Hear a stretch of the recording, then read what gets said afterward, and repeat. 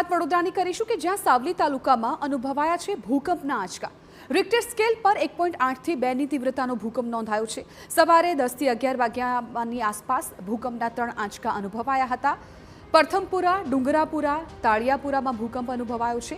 ભૂકંપ અનુભવાતા કેટલીક શાળાના બાળકોને રજા પણ આપી દેવામાં આવી હતી અને કેટલીક શાળાના બાળકોને મેદાનમાં બેસાડીને અભ્યાસ કરાવ્યો હતો।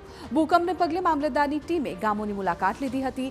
ભૂકંપથી જાનહાનિ કે નુકસાનીના કોઈ પણ સમાચાર નથી મળ્યા તેવું મામલતદારે કહ્યું।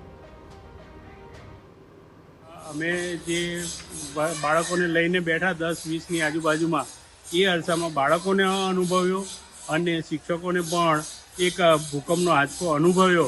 એટલે અમે બાળકોની અને વિદ્યાર્થીઓની સલામતીને ધ્યાનમાં લઈને તરત જ બાળકોને સૂચના આપી વર્ગની બહાર મેદાનમાં ખુલ્લામાં લઈ ગયા। સાવલી તાલુકાના પ્રથમપુરા, સિહોરા, ડુંગરીપુરા અને ગારિયાપુરામાં ભૂકંપનો નજીવો આંચકો આવ્યો એવી પ્રાથમિક માહિતી મળતા ડિઝાસ્ટર મેનેજમેન્ટ અન્વયે તરત જ તાત્કાલિક 3 ગામોમાં અત્યારે મુલાકાત લઈ રહ્યા છે અને ગાંધીનગર પૂછાવતા ડિઝાસ્ટર મેનેજમેન્ટમાં પૂછાવતા 1.8 થી 2નો સ્કેલમાં નોંધાયેલો છે।